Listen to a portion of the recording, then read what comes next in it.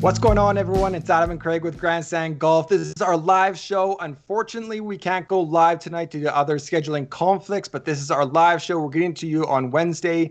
Craig and I will be available all of Wednesday to answer any questions, either on the YouTube comments, so fire them there, or on Twitter at Grandstand Golf. I mean, if you want Craig's advice or you want my advice, you can call us up, but we'll both be there Wednesday night. We just can't be at our computers. No Euro because we don't have that discussion going, but you can ask Euro questions as well. I think lock is sometime this evening, or sometime this for evening, us, yeah. or wherever, might be early morning where you are, yeah. But Craig, our main topic is Farmers Insurance Open at Torrey Pines. It feels kind of like the first biggie of the year. First network broadcast. I think it's the biggest purse so far. So we got a full field.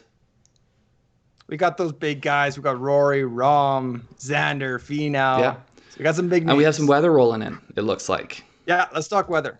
So this is Wind Finder, which there's a few different ones I think that we look at. Wind Finder is one of them.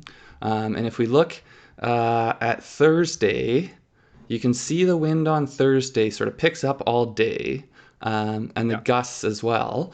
So something to keep in mind, it looks like at least on Thursday, the earlier tee times are going to have a better go of it than late. So I'll cut you off there. There's no AM, PM split. We have groups. The first groups are off at 9 local, and the last groups are off at 11. Mm-hmm. So it is still condensed, but there's a significant. It's more condensed than usual because they have the 2 courses to play on. Yeah. But then I think what potentially is more significant is the Friday weather. And so you look at it here, and it actually, so it looks like there's going to be weather in the morning and potentially a rain delay. But then it looks like on Wind Finder, it looks like it sort of settles down and then picks up to a bit of a peak again in the afternoon. That might be the windiest we see in the first couple of days. So it's something to keep in mind. I mean, I'm sort of looking to favor the earlier set. Thursday set. On Thursday. Which would potentially be playing in this. And now, to me, it's tough because so then I look at another, this is AccuWeather, which is another good source for weather. And they're Thursday. So this is Thursday, and it looks similar in that, just winds are a little bit lower through the morning than they will be in the afternoon. But then if we look at their Friday, they don't necessarily have that same spike. They're not showing that same spike. So they're showing, winds 9, 13 gusts. This is in kilometers an hour.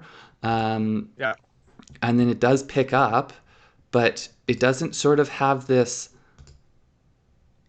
spike that we saw later in the afternoon there. It sort of holds at that higher point and then starts to come down. So to me, the Thursday looks a little bit more predictable, that it's just getting worse all day. And then the Friday is going to be a wild card as well. We don't know whether there will be any delays because of rain. Yeah, it's impossible to predict delays. So I think, kind of get that out of your head. Who knows if that will happen? If you're new to our channel, I'm going to do a GPP build and then a 20 max in a contest. Of those 20, I'll probably do at least one early split on the courses, one early south, one early north, and then maybe one late as well. I think how I'm leaning is that you want to play the harder course in the easier conditions. So if you're playing the south course Thursday morning, I think that might be the most advantageous, but who knows? That is purely gut feeling. Purely gut feeling. Last week in Abu Dhabi, we had delays change everything, right? So and so I'm essentially looking at the early group and the late group, which we're talking hour and a half chunks here. So it's not necessarily as significant as other weeks where we do see full 2 waves on a single course. But what I have done myself is similar thing. I'm in a 20 max GPP contest. I did 6 full early, 3 full late, and then my other 11 are just lineups that I like. Wow, that's a big weather kind of. That's half your lineups are almost weather dependent. Well, it's not. It's not necessarily weather dependent. Essentially, they're all guys that I still have my numbers and my ownership percentages where I want them to be, but I've just decided if it so happens that one side or the other is favored, I want I want stakes on either side. And then if it's not, it's not, and it doesn't really matter. The other thing I'm thinking too is it does look like it's going to be wet through portions of the tournament. I'm leaning, everyone is talking bombers, bombers, bombers. Doesn't matter if they hit the fairways. I'm kind of leaning a different way. I think you don't want to be in the rough. I think the rough is going to be thick. It's going to be lush. It's going to be hard to get out of. I'm looking at, guys that can push it out, but I want guys that are either can get a good driving week or like have a history of good driving accuracy. Yeah,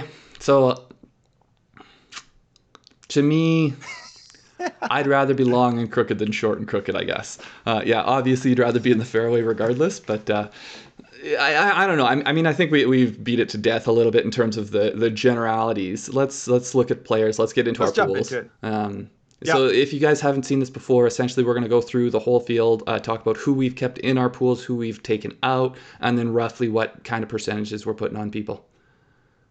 Okay, first question, 10,000 and above. So we got Patrick Reed, Xander, Tony, Rory, and Rahm. Are you completely fading anyone there? No, I've got all those guys. I don't know. I have a complete fade of Reed. I know. I kind of feel that way as well, but I tightened up my player pool. I'm down to 34 players this week. Some are only in one, so it feels like a pretty condensed 25 to 30 plays.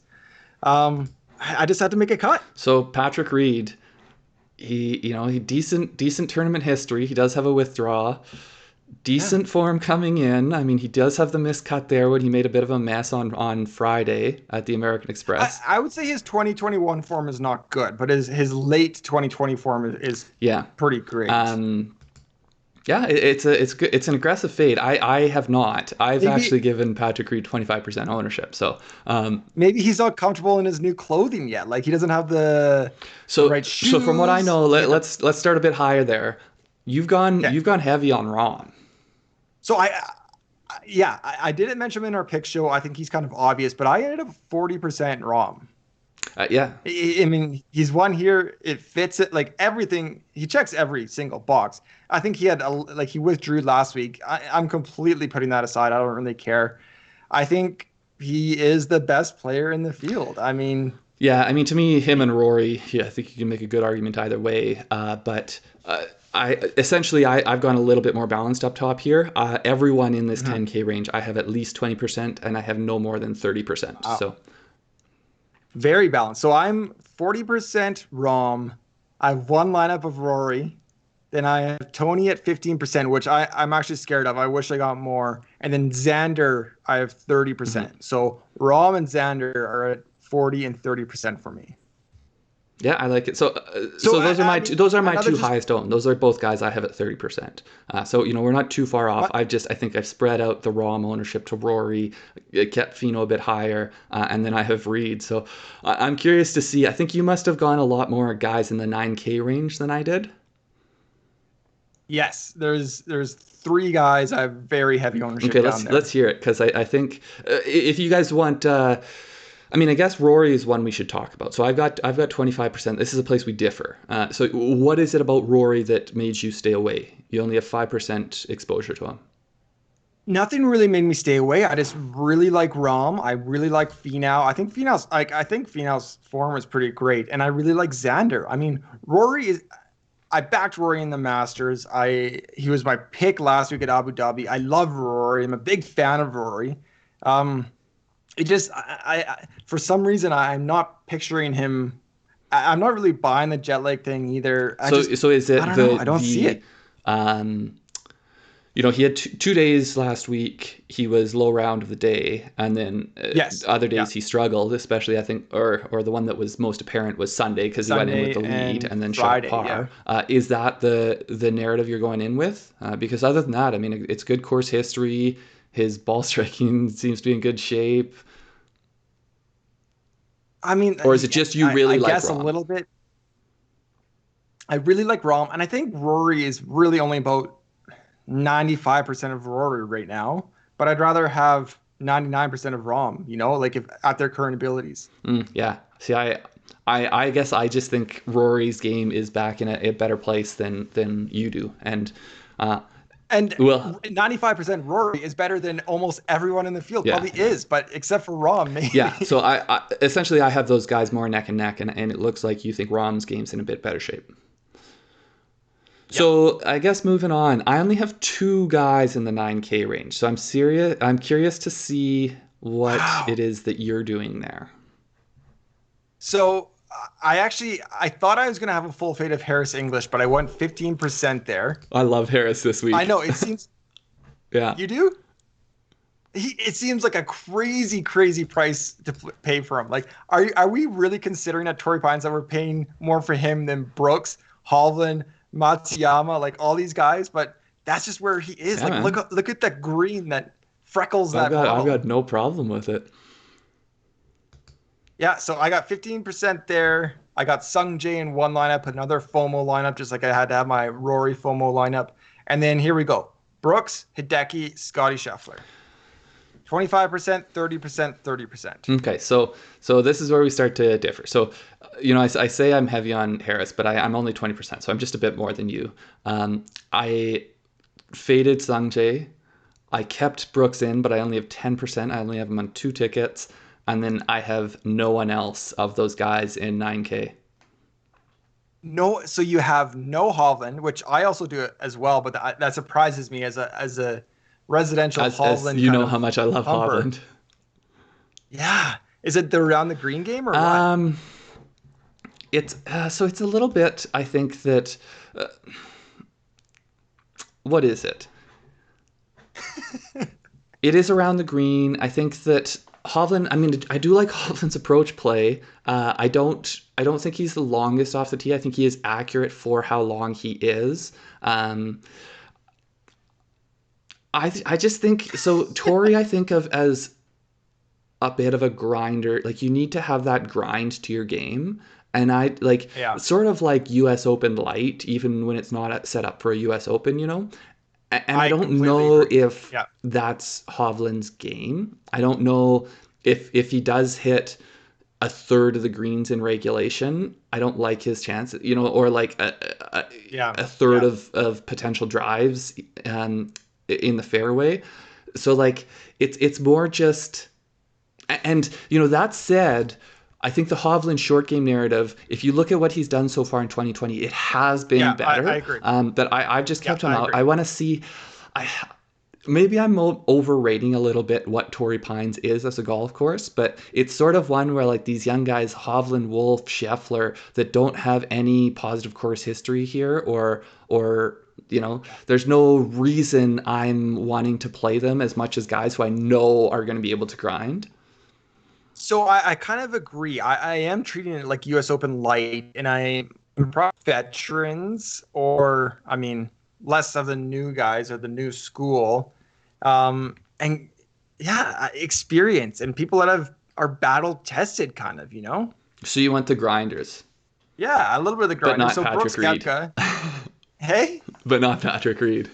but not Patrick. I don't know, man. I had to make a cut. Yeah. He So Brooks was your pick. Brooks was my pick. There's not a lot of stats. He is trending in the right direction with his driving accuracy. I do like to see that. I was all over Siwoo last week, and that worked out. I feel like all the boxes were being ticked: form, history, all those things. Mm-hmm. Brooks, this is much more of a gut call, so I completely understand if people don't want to get there. But we're talking about a course that will be the U.S. Open this year. It's going to play like a U.S. Open. We're talking about the most dominant U.S. Open player in the last 5 years. Yeah. At limited ownership, I'll take a shot. Like, this is GPPs. This is tournaments. Yeah, I'll take a shot with Brooks. Mm-hmm. He's and that's ultimately how I felt. Like there wasn't a ton of reasons. He doesn't have the course history. He's missed 2 cuts in a row. There's reasons I think to keep him out, but I just feel like if someone's going to show up without any reason to and win this tournament, it could be Brooks. So I don't have a ton of exposure to him at all, but I just kept a little bit in there, just for that, just in case play. Yeah, completely agree. Okay, who do we got next down there of the guys I talked about in the 30? So Hideki, I think, was Hoffman. someone you. Hideki. One and done. I was texting you this morning. I was stuck between Finau and Hideki. You went Finau, which I think is a great play. Mm-hmm. I still think I might pocket Finau for the Open, um, although he's probably more likely to win this one than the U.S. Open. So I went Hideki. Hideki, I think, has been playing decent with his ball striking, and he's had horrible putting. If you look at his putting on Puana at Are we just talking like for the last 2 years? Just in general. I mean, look at his approach stats in Hawaii. They're great. He plays better on hard courses. He putts better on Puana. He's had some of his best putting performances on these greens. Mm-hmm. I think we're talking about a guy that can play tough courses, find fairways, find a lot of greens, complete player, can win. I don't know. I like Hideki. I do too. I think he's got a much safer, so say compared to Brooks, I think he's got a much safer floor compared to all these guys here, compared to Hovland, Wolf, Scheffler. I think Hideki is going to, chances are he's going to make the cut.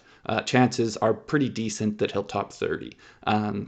What I don't know if he's going to top 5 or, that's where you kind of are flipping a coin on whether he's going to be able to putt. I do think that, it's just a matter of us seeing him get that putter turned on. So if you I think it's a good GPP play.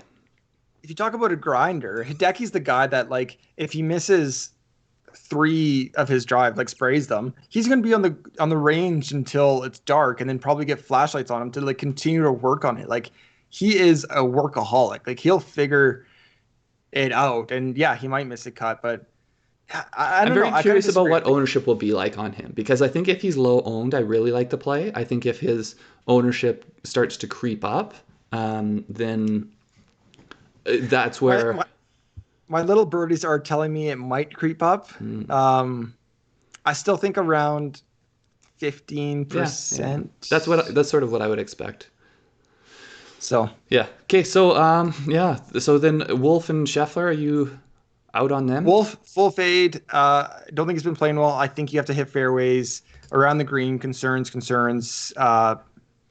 Scheffler, So Scheffler is a guy I really like. Talked about him in our picks video, so you can see it there. He doesn't have that draw I like. I think he's north late on Thursday, but might be overthinking it. So I still have quite a bit of him, but I don't like that he's there. Mm-hmm.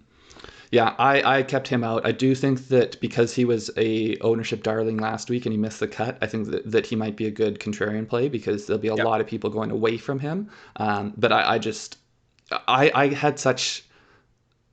went so heavy at the top that I really had to sacrifice in this range. And essentially what I did was I looked at, the Rahm through Harris, and I was like, I really like all these guys this week. And the place I had to sacrifice to make that happen was with this next tier. And I just had to go, if I was trying to plug 2 guys above there in, I had to then sacrifice and not get anyone in the 9Ks. Yeah. Just seems a price too short, I think, for potential. For talent. Siwoo Kim, are you buying the full fade? Yeah. He got me my $1 million check. I'm happy. Well, he actually didn't. You got $1 million in your one and done. He got $1 million check. I got 1 million points. I got 1 million points. And a couple ownership bump. You think? Right. I don't know, because his price bumped so much. I don't know if he will get a huge ownership bump. Yeah. I don't think so. Like, obviously hitting the ball well. It could actually be a sneaky good play if his ownership is low, but I feel like his ownership won't be as low as it should at that price.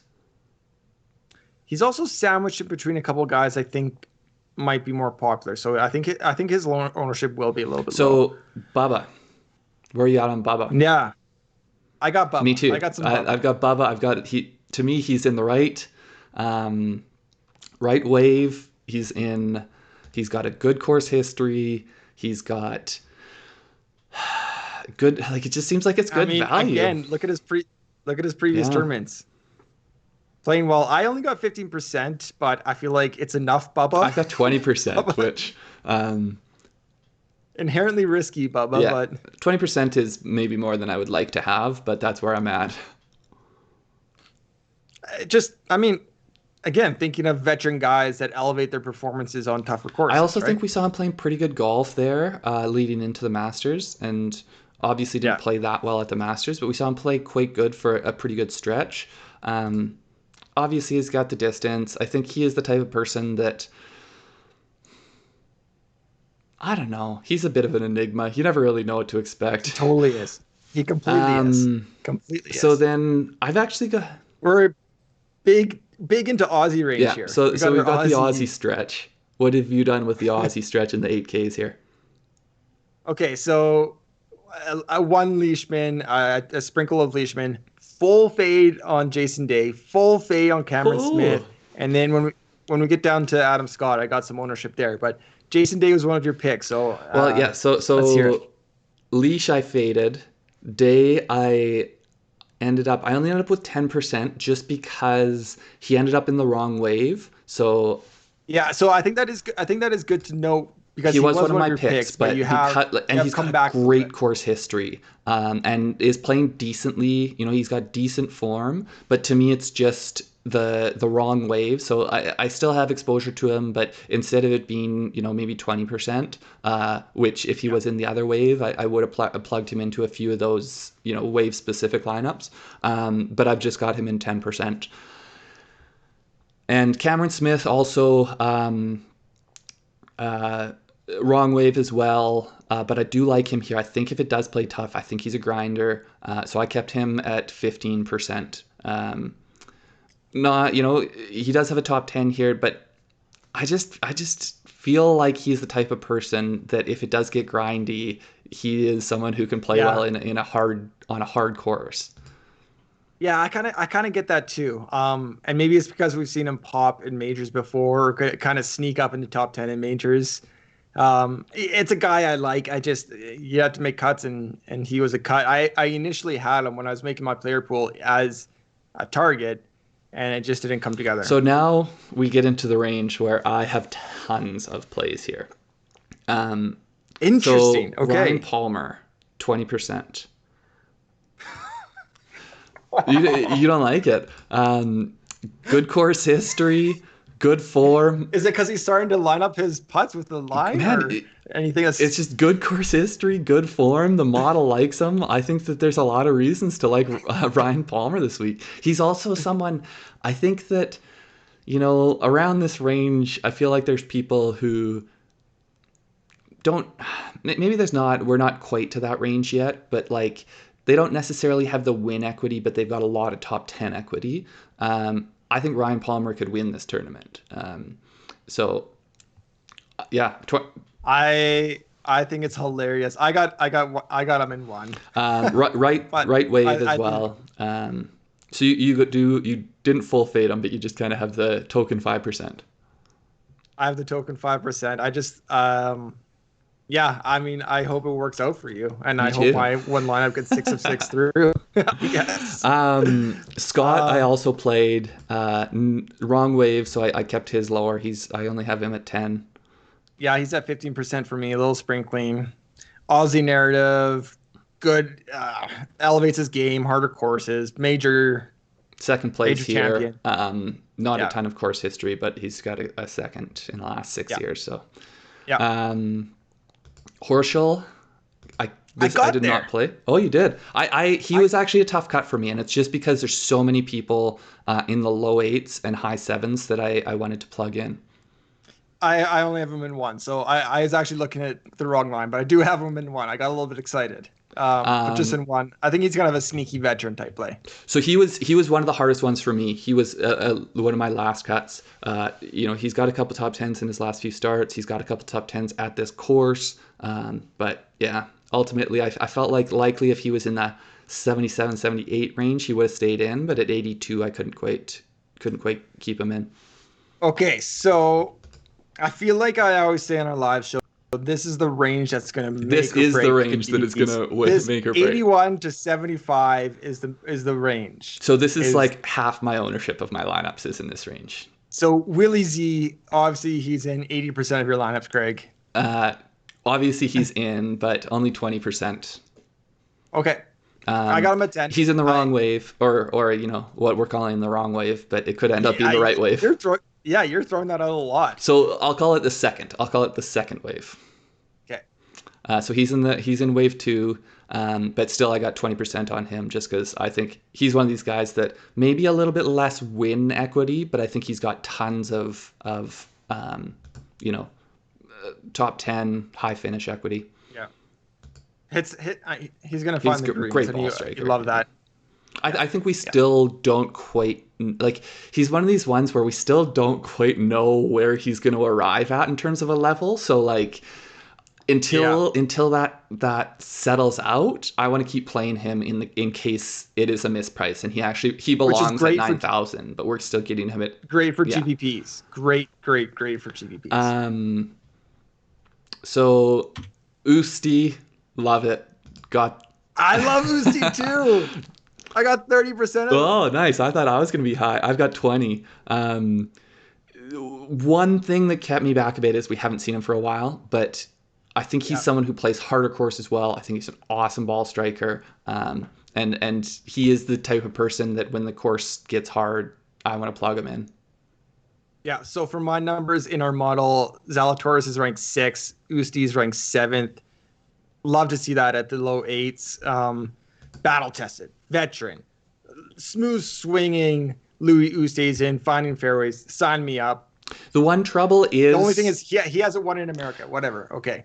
The one trouble I have with him is he does seem to perform the best in the biggest tournaments, but like I think to me that's also like courses. So like a course that is a major championship venue, I like him at, as opposed to, you know, what's the course they play the RBC Heritage at? I can't even remember. But like, you know, those more shorter target golf, Harbour Town is the one I was thinking of. Yeah. So yeah, I think there's a good chance he pops this week. But I didn't want to. I stayed a little bit lighter than you just because we haven't seen him for a while. Yeah, I don't like that, to be honest. I do prefer guys that have played in 2021, but obviously with my lineup, it didn't work out that way. So Ricky, he's a full fade. Full fade, me too. The one thing I'm a little bit curious about with Ricky and Spieth is both these guys that we've been full fading tournament long for a while. I'm going to keep an eye on their ownership because if every... Whoa. I usually have a little sprinkle, especially so me, I usually full fade Ricky and Spieth because I think their ownership still ends up, because the names, I think their ownership ends up higher than it should. Sure. Yeah. But I'm going to keep a close eye on ownership of those two because if it does start to come down, I'm going to start plugging them in, especially in showdowns, because I think we'll start to see them really have, and we've seen it more with Ricky than with Spieth, but we'll see them have good rounds before we see them have good tournaments. And so if you can get them as a cheaper, low ownership showdown option, I think it could potentially be good. Yeah. This is interesting here, Craig. 70 low, Cameron Davis, Cameron Champ right there, Molinari, Gary Woodland. We kind of got big hitters and veterans. Where did he go? What happened here? So Cam Davis, as much as this hurts me, I faded him. Same here. I'll plug him in, and I think I said this last week too. And he has the first tee time on Thursday, Craig. I'll plug him. Actually, I should plug him into a showdown tomorrow because I do have him in my showdown for tomorrow. Yeah.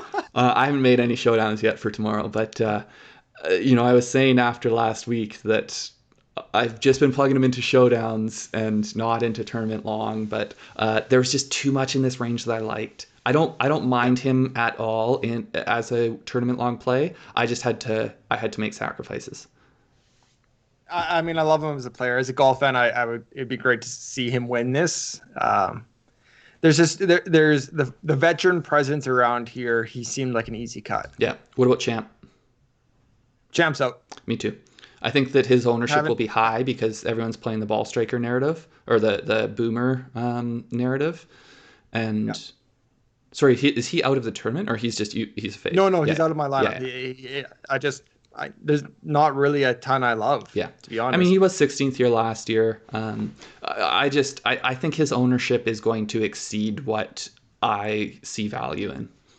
Yeah, and then also Molinari, Woodland, Connors, Kokrat, Burns, Gooch. I've got all of those guys. Yeah, so Molinari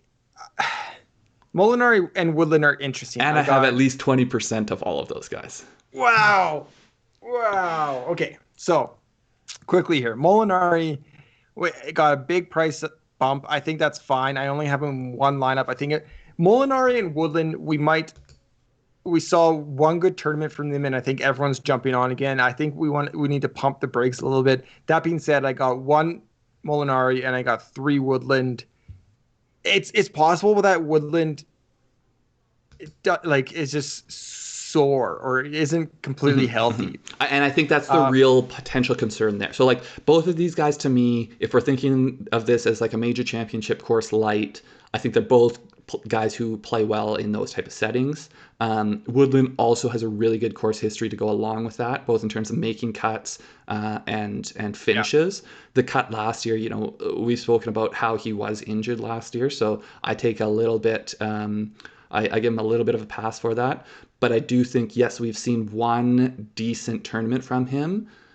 He was talking about that's the first time I think he's walked 72 holes since last pain-free. Yeah, pain-free in a while.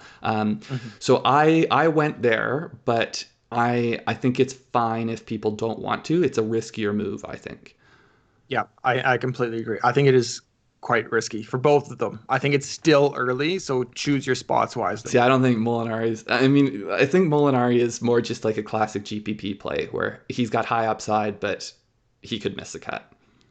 Yeah, I talked about it on our showdown video, a guy that avoids bogeys, so I love that here. Yeah, and I like him the harder the course gets. Yeah. Connors, great ball striker. He's in good form. We haven't seen him in a while, but yeah, I like him. Yeah, so there's a couple of guys here I love, and this is another thing I say every week. This is where my lineups are going to crumble. Connors and Burns. I got 35% Connors. I got 40% Burns. So I'm 25 and 20. Great ball striker. I wish we saw a little bit of him this year. I love Connors. Yeah, it just seemed to fit. 19th in our model. Sam Burns 11th in our model. Mm-hmm. Now, I think both of these, the one thing I should say, the other reason I think I am as heavy, so all of these guys I've mentioned, from Oosthuizen, Molinari, Woodland, Burns, Connors, and I have Kokrak as well, all of these guys are in the first wave. So if you do think that wave is potentially going to have a bit of an advantage, then that's something you wanna note. And that's another thing too. So like, make my initial player pool with like 40 guys that I kind of have my eye on, and then I build that early AM Thursday wave. And Burns makes it, and Connors makes it. So their ownership gets inflated because of that, because of the narratives you kind of build around lineups, hand building these lineups, right? Yeah. Now Burns, I think is. I don't know if it's riskier, but we have seen him play well, and we've seen him play poorly. I think it's definitely riskier. Look at his official golf ranking around the guys that he's with, right? It's way less proven. Yeah. Now, Kokrak, did you stay away from him? Yeah. Just can't give you a good reason just because I have so much ownership. So I like him. Good course history. He's played here 4 times. He's made 75% cut, or at least 4 times. I only have the last 7 years there in our tournament history, but made the cut 3 of 4. And he's got decent finish averages. He's been top 25 in each of those. We haven't seen him play that well since he won. He did have a 17th the next week, but I just think that he can poke it out there with his driver, and so I think that gives him a shot at a course like this. I'm fine with it. He was on my initial list. It was just a cut. Yeah, try to condense my player pool a little bit this week. Gooch. So this is my sleeper too. I planted the flag here. decent course history. I think his form is better than people think. Yeah, he does have a couple missed cuts, but tied for 21 last week, and then we saw a couple top tens before the late in 2020. Yeah. Hey, first wave. I got 10%. He was kind of, as I looked at more stats and form, all these things, he was kind of checking the boxes. So I got 10% there. There are other people around there that I like, but I got 10%. Okay, so then what? Spieth? Tell me about your Spieth. No Spieth. Oh, no Spieth. Okay. Yeah, I stayed away. I can start to skip over and let me. Well, so let me know. Let me know what you. Grillo. Okay. Did I not talk about Grillo in our? I guess I didn't. I mean, Grillo, you basically pick every week, so. I basically do pick every week. I'm trying to find. I mean, his off the tee stats recently are good. I think he's just been playing pretty decent. I have 30% of Grillo. Man.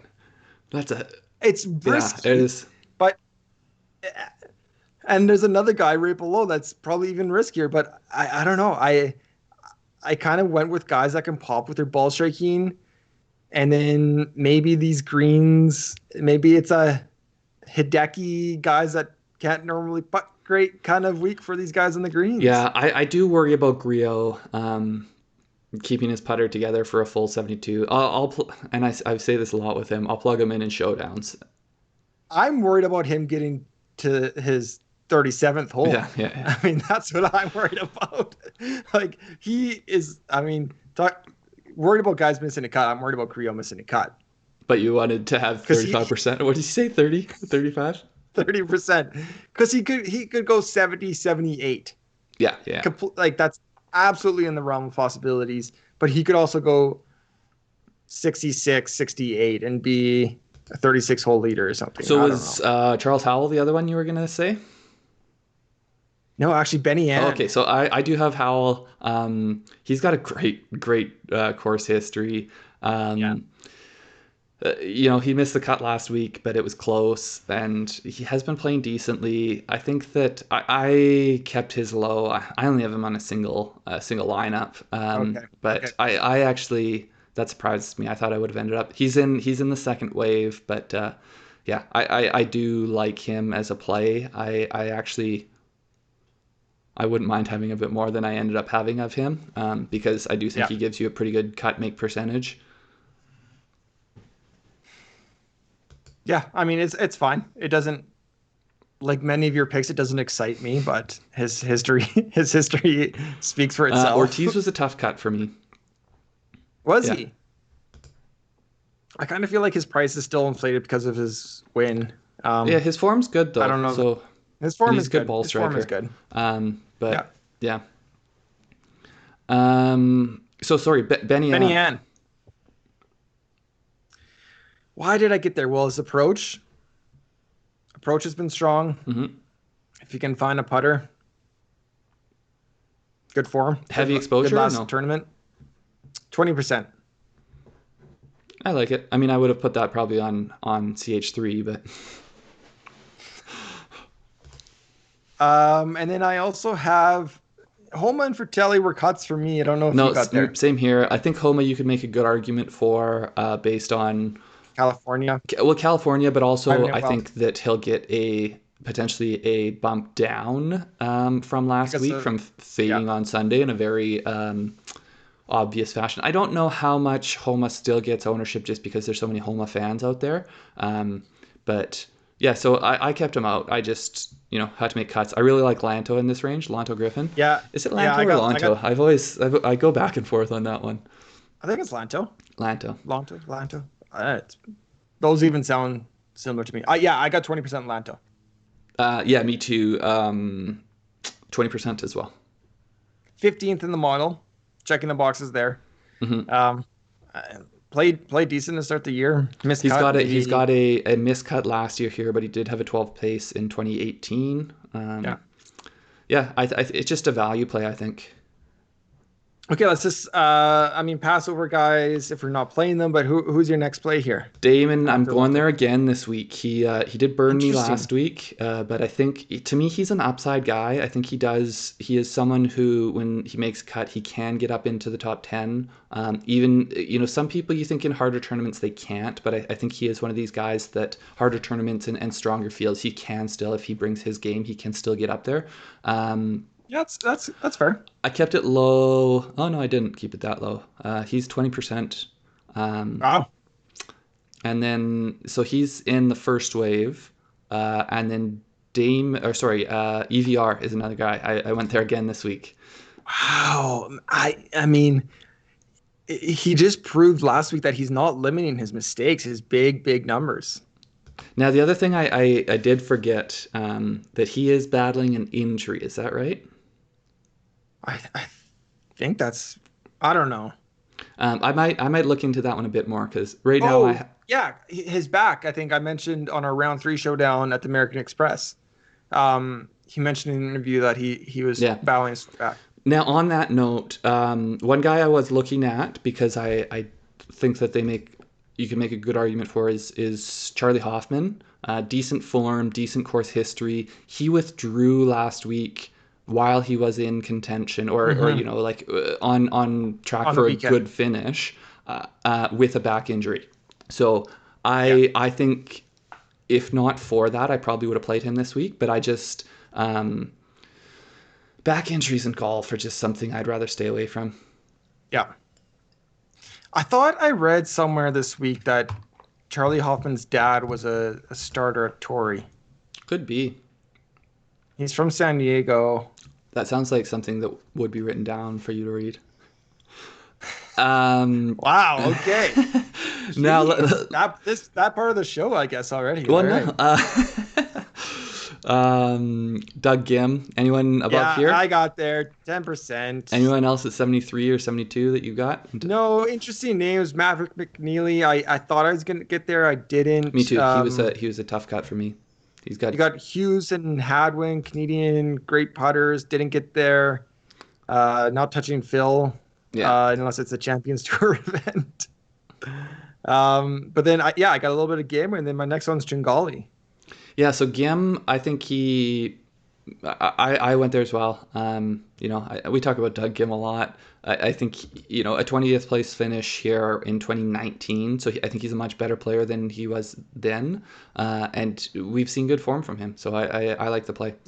His price also hasn't got that high. But he hasn't really sort of had that, either like the notable win. I mean, I guess the top 5 last week, but it's a stronger field than last week. So, but even last week, like he wasn't on the covers that much, so it wasn't that noteworthy almost.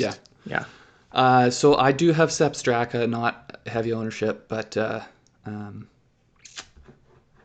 he has, again, he's got a 13th place here, decent form. He's sort of a lottery ticket one to me. Yeah, he was the reason I didn't go 6 of 6 last week. So, and really get in the green. So, emotional leave off. Snedeker has good course history, but I stayed away from him. Yeah, he's won a couple times, hasn't he? Yeah, look at the last 6 years. I stayed away from him though. I mean, I've staked him, and I forget which ones, but I've staked him in a few of these tournaments, and it has not gone well for me. So, yeah, I'm staying away. But I think that kind of also helps the narrative that you don't need to be a bomber to win here. I mean, the fact that he's done so well. Yeah, I mean, he's an ultimate grinder putter. Free renovation, and there have been significant changes, but yeah. I don't mind the play at all. I just, I don't like it, but. Well, no, I think you can make a good case for it. I think there's upside, so I don't mind it as a GPP play. Yeah. But it's more I'm burnt there, so I'm not going to touch that element again. Yeah, for sure. Tringali, my sleeper.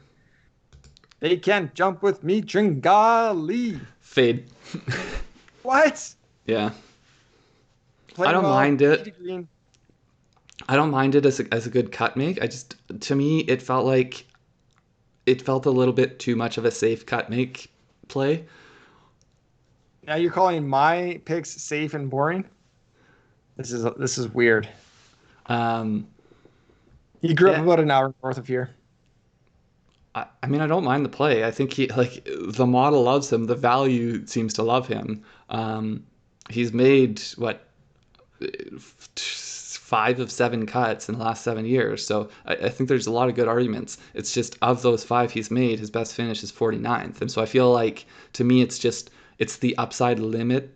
It's not, if you look at his past tournaments, he has more upside than that, I think. So I think you can make a good argument for it, but to me, it's just, I already have 36 guys in my pool. I had to make cuts. 25%. That's where I'm at with Tringali. So he is my heaviest own, I guess you could call sleeper, and under 7,500. He's my heaviest own. And another guy, same price. I see you kind of hovering over him. I was going to say, so I think I've essentially done the same thing with John Ha. I went 20% there, and I went 20 as well. I mean, you made a good argument on our sleeper show, so I think it's taken a second here, but his recent play has been good. He's got a good course history. To me, he is somewhat similar to Tringali, but I feel like there's just a touch more upside, and maybe it's just because of the few very, very small sample size we're seeing of a couple tournaments here. But yeah, I think all signs point to it being a good play. His ownership might creep up though. Yeah, I think it will. I think that's a very good point. I think it will. I think a lot of people are talking about him. So missed the cut, and a lot of lineups not getting 6 of 6 through, I think. Okay, 6K. Do you want to kind of rattle off who you're playing, and then we'll talk about a few here? Yeah, give me 1 second here. Okay, we got this back up. Here, I'll go through mine. So I got Norlander at 15%. I got Higgs at 10%. Say their price too. Sorry. Norlander at 6,900. I got 15% there. Higgs at 6,900. I got 10%.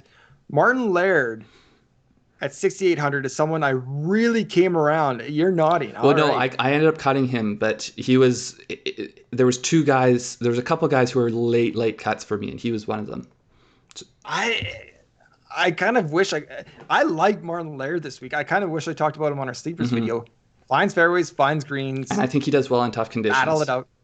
Yeah, tough conditions, veteran. And not necessarily a high finish, but cut. Find a cut. Make a cut. So after Laird, I got Patrick Rogers at 6,800, 15%. Patrick Rogers was another tough cut for me, yeah. Oh. So, okay. Patrick Rogers, Kyle Stanley at 6,700 was on our sleepers. He's at 15%. Justin Suh, 6,600. I got 15% of him as well. So really sprinkle around here. And then I just got 1 share of Anibal Lahiri at 6,400. Okay, so 64. Let's hear yours. So I also have Higgs at 69. Yep. I have Hoagie. Are you over 20% in any of these guys? No.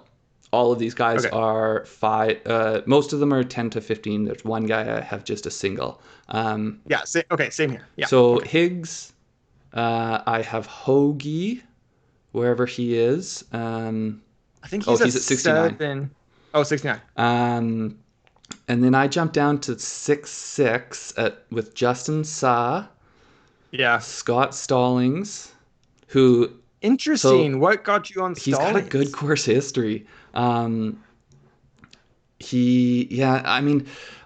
only plugged in... Oh, no, I ended up with 15% of him. But good course history. We haven't seen it for a while. So it's a bit of a lottery ticket, but I'm just gonna ride that wave and see if it works out this week. Yeah, I mean, I've been kind of keeping an eye on him. I think I talked about him for the Bermuda. And now I follow him on Instagram. He's a big fitness guy. And the other thing, if we're talking about heavy, wet, rough, I put a few of those lineups together where it was like Rom and I'd have to look at them. Guys, one of the guys I'll bring up here, Jonathan Vegas. I only have a single one of him, but like those type of guys that can just get those irons through that rough, and perhaps better than Zalatoris or someone like that. Yeah, like more the Ryan Palmer than the Zalatoris. They're not going to get blown away in the wind. Yes, exactly. So sorry, Stallings. I did go Ventura. I like that. He was a late cut. His form is awful, and he has missed a cut here. But I think that I don't know why I like it. It's a dart throw. It's a dart throw. He does have enough distance to play here, and then he's got a good putter. So I think you combine distance and putting, you can pop at random tournaments. Yeah. Ogletree I went to as well. This is very much a dart throw. Another late cut, but I like it. Talent, we know the talent's there. Jonathan Vegas has a good course history in terms of making cuts. Well, I think in all aspects. He has made 5 of 7. He's also got decent high finishes. He hits the ball a long ways. He gains off the tee. So if he can keep the rest of his game in any sort of shape, he can do well. Yeah, he's a scary one, but. So, and that's the one I only have a single of. Matthew Neesmith. I know everyone has been burnt here a few weeks here now. Yeah, that's our fault. We've gone back to back. Yeah. Well, yeah, but that's sort of the player he is. I think he's a high risk, high reward type of guy. But yeah, so I plugged him in, and then I mentioned the only reason I didn't get there is emotions. Just I don't like to be an emotional DFS player, yes. But hey. It happens. Similar, I forget who it was that I had said that with. I had just been burnt. And then there's one little sneaky play I have down here, JJ Spawn. Now, you might wonder why.